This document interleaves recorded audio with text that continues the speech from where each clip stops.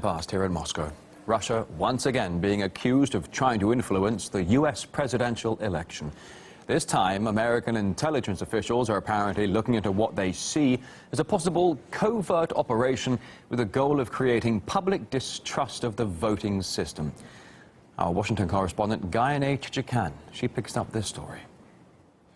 The Washington Post is citing unnamed U.S. intelligence officials and congressional staffers who say that intelligence and law enforcement agencies are looking into, quote, what they see as a broad covert Russian operation in the United States to sow public distrust in the upcoming presidential election and in U.S. political institutions, end quote. The Post then elevates the story to the level of the Director of National Intelligence, James Clapper, by saying that he is looking into, quote unquote, Russia's covert influence operations.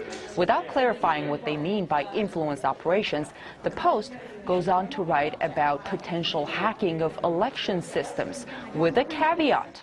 Quote, the official cautioned that the intelligence community is not saying it has definitive proof of such tampering or any Russian plans to do so, but even the hint of something impacting the security of our election system would be of significant concern, the official said, end quote. Well, even though the Post admits there is no evidence that Russia has or plans to tamper with the U.S. election process, it propels the fear that Russia may potentially do so. And with that, prompting the question, who's really sowing public distrust in the upcoming presidential election?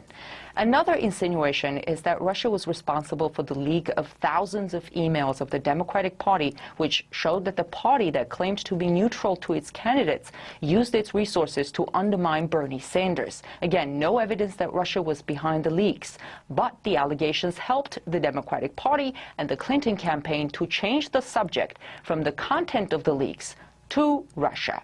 The first reaction to the content of the leaks was public outrage, to the extent that the chairwoman of the Democratic Party was forced to resign.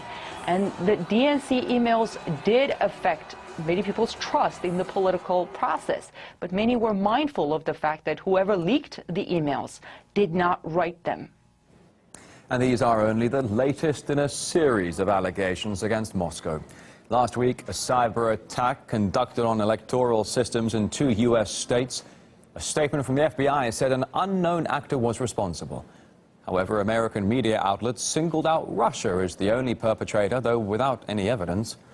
One U.S. official did say, however, this was the closest they had come to tying Moscow to the hacks, but again, there was no actual evidence, just allegations.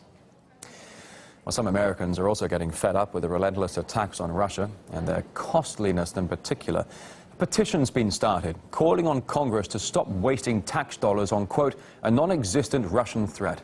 Over 50,000 people signed it in less than 1 week. All right, returning now to the U.S. presidential race. Both Hillary Clinton and Donald Trump are also often attacked in the media, no matter how much they try to control their public image.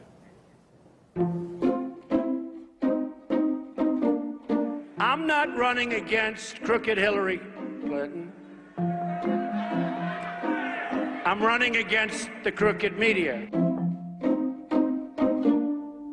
Secretary Clinton, any comment on your husband? You'll love this, Jen. Secretary Clinton, any comment on your husband leaving? Secretary Clinton, Everybody try one.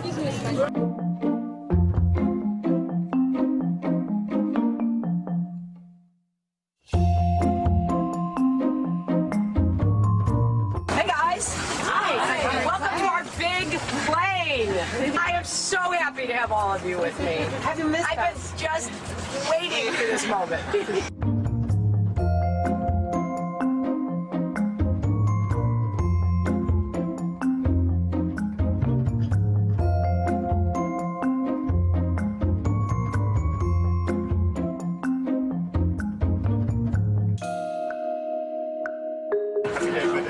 What? Happy Labor Day. I know, it's exactly right. Do you have a Labor Day message?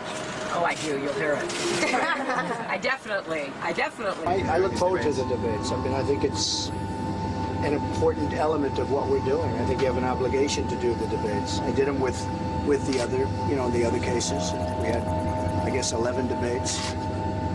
No, I look forward to the debate.